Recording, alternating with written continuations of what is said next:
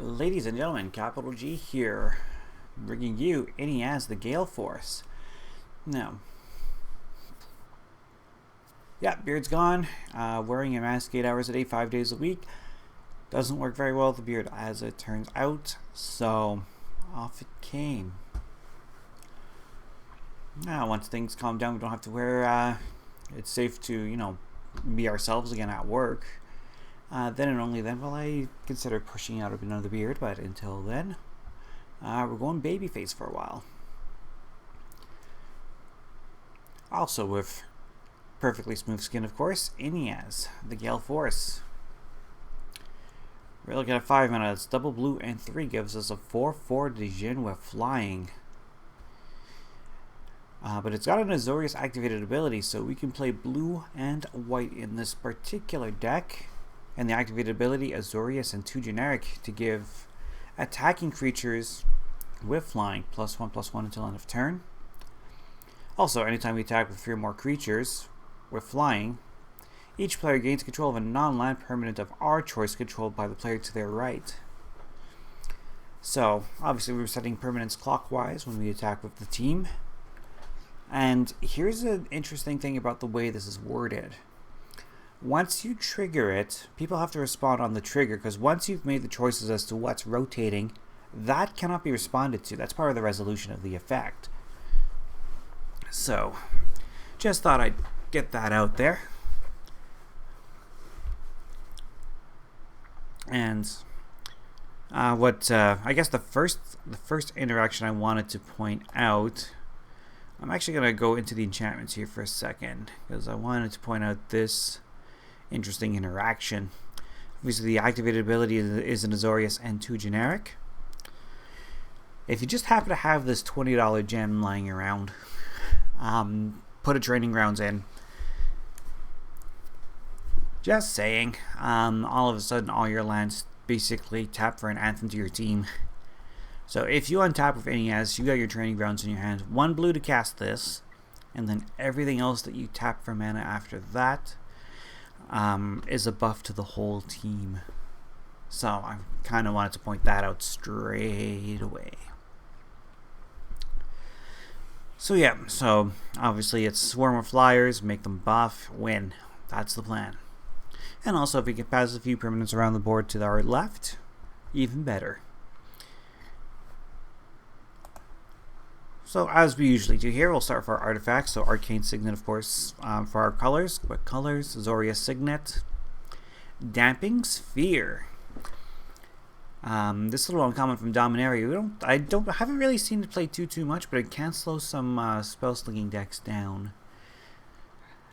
So for 2 mana, we get an artifact. It says here, if a land is tapped for 2 or more mana, it produces 1 generic mana instead of any other type and amount. So, somebody drops their Mirari's Wake. Well, guess what? They're not tapping for any colored mana.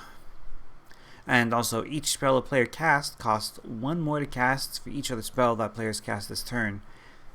So basically, your first spell of the turn, you pay your whatever mana is on there. The next spell costs 1 additional. The following spell costs 2 additional. So, this is a nice sort of meta call, especially if someone's... Actually, I wonder if this works against Bolas' Citadel. We have to pay mana in addition to the life. It might. I'd have to look into that one.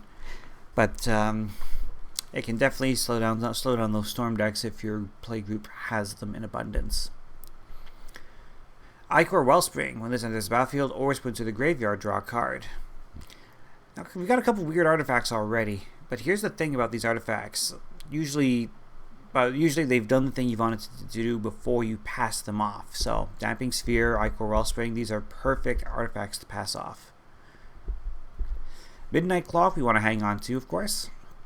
3 mana, gives us a mana rock that taps for a blue. We can add our counters to it by paying the activated ability. And once this thing's got 12 counters on it, we shuffle our hand into our library and draw 7 new cards. So, it's a good way to refill our hand in the mid to late game. Michael Sink Wellspring, again, this will do the thing we wanted to do by the time we pass this off, and that is to go get a basic land card from our library and put into our hand. Pinhead Prism. How is this for piece of ramp? It's a one-shot piece of ramp, but it'll do the job. Make sure you pay both a white and a blue into it to get the maximum value. The Sunburst, for each different color of mana we put into it, we get a charge counter on it. So we're going to put our 2 charge counters on it. Eventually we're going to spend those charge counters likely on Inniaz himself or herself. So we'll spend this on Inniaz herself, swing with our team, and pass off an empty, uncharged Pentad Prism to our opponents. Meanwhile, getting the best stuff from the other direction. Pithing Needle. This one, of course, we name a card. Its activated abilities cannot be activated unless they are mana abilities. And again, the nice thing here is we play the card, we name its target, and we could pass this around the board without any fear because the target's already chosen and can't be changed. Prophetic Prism, again, does the thing we want to do before we pass this off, and that is draw us a card. Sorcerer's Spyglass works the same way as Pithing Needle. Sphere of the Suns, this comes into play tapped with 3 charge counters on it, but we're going to spend those charge counters, and then once that last one is spent, we're going to send it to the left. Talisman of Progress, this of course we're hanging on to because it taps for generic or it can tap for our colors. And Thought Vessel rounds out the artifact package. Going into our flyers, we're leading off of Archetype of Imagination. All our creatures already have flying, so it's not going to have any direct benefit for us in that regard. But creatures our opponents control would lose flying or can't have or gain flying. That's what it's here for. All of a sudden, our flyers are unblockable. Or, I mean, reach creatures can stop it, but for the most part, they're going to be unblockable. Avid Mind Sensor, 2/1 with Flash for 3 mana. But it stops our opponents from searching their libraries, so very powerful effect. Cerulean Drake, flying protection from red, and we can sacrifice this to counter any spell that targets us. So, this card does a lot of things for its 2 mana. I like it. Most of our creatures, by the way, are going to be cheaper than Inniaz. There's a lot of excellent flyers in the Azorius colors, but a lot of the most powerful ones are 6, 7, 8 mana, and we want a team on the board before she comes down. So that's why we're playing things like Cloud Sprite, a 1/1 flyer. Imperium Eagle also comes down comparatively early, gives our entire table +1/+1. Varieseer, an excellent creature. When this enters the battlefield, we get to scry 2. Fairy Vandal, it's got flash flying. Whenever we draw our second card on a turn, we get a +1/+1 counter on the Fairy Vandal. Hanged Executioner, this is 2 flyers for the price of 1. So yeah, we pay our 3 mana. And yes, my cats are whiny. It's a 1/1 flyer that gives us a 1/1 flying token. And we can always pay the 4 mana and exile the Hanged Executioner to exile target creature, so it acts as removal as well. Hypnotic Sprite, a 2/2 flyer, 2/1 flyer for double blue, but it's also a counter spell. No, it's not the most efficient counter spell, but the flexibility is definitely worth the investment. Jubilant Skybonder, very easy to cast, and also protects all our flyers by making them 2 generic mana more expensive to target. Kinjali Sunwing, a 2/3 flyer. Creatures our opponents control into the battlefield tapped. Excellent Ikoria Dino. Medomai. So of course this is like after we have Inniaz on the table, we can always cast Medomai as our 6 drop. And hopefully swing in and start getting some extra turns. Night Veil Sprite, whenever this attacks, we get to Surveil 1. Great way to kind of turn through our deck. Nimble Obstructionist is here. Super flexible. We can either get our 3/1 flyer, or we can cycle it away to counter an activated or triggered ability that we do not control. Pride of the Clouds. 2 mana gives us a 1/1 flyer, but it gets +1/+1 for every other creature we're flying on the battlefield. Alternatively, if we're not so sure we should be throwing our Pride of the Clouds onto the battlefield, we can forecast it. Forecast means that on our upkeep we pay that cost and reveal Pride of the Clouds from our hand to get a 1/1 white and blue bird token with flying onto the battlefield. Wrath Capuchin is here. 3/3 flash and flying. That's exactly why he is here. For other historic permanents, they have flash as well. So as legendaries, other artifacts, I don't believe I'm running any sagas. Remorseful Cleric. 2/1 flyer, you can sack it to exile all cards from target player's graveyard, so if somebody tries to sweep us away, well, we'll take out their graveyard along the way. Segovian Angel, 1/1 flying vigilance, because why not? Selfless Spirit. A 2/1 flying, and we can always sacrifice it to give all our creatures indestructible till the end of turn. Saphira Skyblade, most expensive creature in the deck in terms of mana cost, but if we happen to have 4 flyers on the board, we can just tap them all, pay 1 white, and get Saphira out. She's got flying and lifelink. Other creatures we control with flying have indestructible, so protects our board. Definitely worth having. Sarah Ascended is here. As long as we have 30 more or 30 more life, she gets +5/+5 and gains flying. So 1 mana for 6/6 flying lifelink. Classic commander card. Very, very powerful early drop if we manage to get it. Spectral Sailor, 1/1 flash flying, and we can pay mana to draw cards, so if we're running low for whatever reason, we do have that fallback. Subjugator Angel, a 6-drop, taps down all creatures our opponents control. So let's say the player to our right is perhaps one of the more powerful players. We play the Subjugator Angel, tap down all the creatures, but then our opponents will have a chance to swing in on the person to our right. So that's the plan there. Also, Sunblast Angel.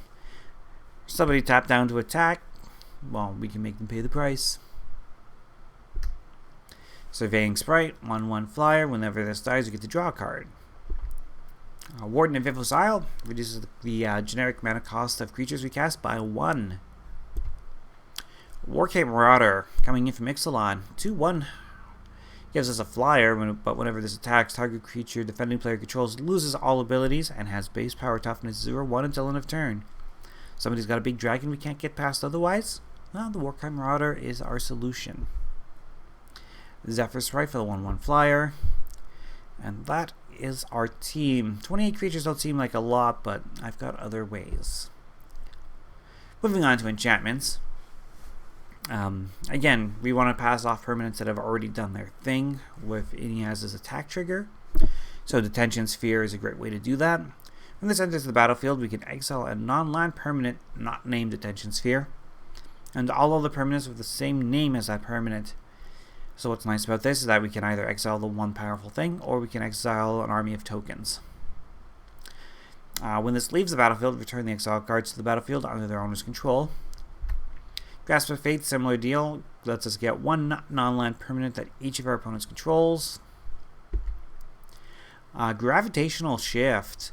Creatures with flying get +2/0, creatures without flying get -2/0, and it does not matter who controls it. We can actually pass off a Gravitational Shift to our opponents so long as they have no means of sacrificing it. Military Intelligence, this is one permanent we want to hang on to because, hey, we get to attack. We attack with 2 more creatures quite frequently, and whenever we do so, we'll get to draw a card. Shark Typhoon, coming in from Ikoria. Whenever we cast a non-creature spell, we get an XX Shark creature token with flying if we have this on the battlefield, of course. It's more commonly cycled, and with good reason. You cycle it away, and all of a sudden get a big flying shark, as well as the extra card draw with it. So we can cycle it, or we can cast it. Either way, Shark Typhoon is going to do work for us. Smothering Tithe, of course, to ramp us up a little bit. And hey, I have no objections to passing off treasure if that's what we have to pass off. Spirit Bonds, coming in from N15.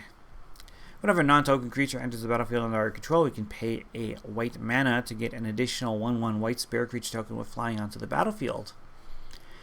We can also pay 2 mana, sacrifice a spirit to have a non-spirit creature gain indestructible until end of turn. So, I thought this was a sweet way to generate more power and toughness on the board. Training Grounds we've already talked about. Moving on to Instants. Benevolent Offering. Choose an opponent. You and that player each put 3 1/1 white spirit creature tokens with flying onto the battlefield. You can also choose an opponent to have us and them gain 2 life for each creature we control, and so yeah, that's kind of it's got the creature generation at instant speed, got a little bit of life gain. An interesting thing about Inniaz is that it's the ability activated ability says attacking flying creatures get +1/+1, so it doesn't have to be ours. We can actually play Benevolent Offering for one of our opponents. They can swing at somebody else and we can buff them if we so wanted to. Some counter magic with Dovin's Veto. Enlightened Tutor lets us search our library for an artifact or enchantment card, ideally the Training Grounds. Lazotep Plating, great way to protect our board. Someone tries to target our stuff. We get to amass an army, and we get to give ourselves and our board and our permanents hexproof. Midnight Haunting is here to get us 2 1/1 white spirit creature tokens with flying onto the battlefield. Negate, counter a non-creature spell. Those are the ones that we're usually most worried about. Path to Exile to, well, exile an opponent's creature. Swords to Plowshare, same deal. Over to the mana base, regardless of what Sushi has to say about it. So Adokar Waste, of course, our Pain land. Azorius Chancery, it's the only land that we have in our deck that taps for more than one color. It's a risk I'm willing to take. 1 card that's non-bows of our Damping Sphere. The Celestial Colonnade, we can turn it into a flyer if we need to later on in the game. Command Tower gives us both our colors untapped. Glacial Fortress can come into play untapped and it gives us access to both our colors. Hallowed Fountain, same deal, it can come into play untapped and provide us both our colors. Irrigated Farmland must come into play tapped, but it counts as a plains and an island, and we can cycle it away if we don't need it. 13 Islands, by the way, I love these M21 lands. I haven't scooped up any of these myself yet, but hopefully at some point I'll be able to do so. Nimbus Maze. If we control an island, we can tap this for a white. If we control plains, we can tap it for a blue. Also running 13 plains. A port town. So if we have a plains or island card in our hand, we can put this into play untapped. Prairie Stream comes into play tapped unless we control 2 or more basic lands. Looks like we've got plenty, so we should be able to get this into play untapped consistently. And that is our mana base. Running 2 Planeswalkers. Elspeth, Sun's Champion.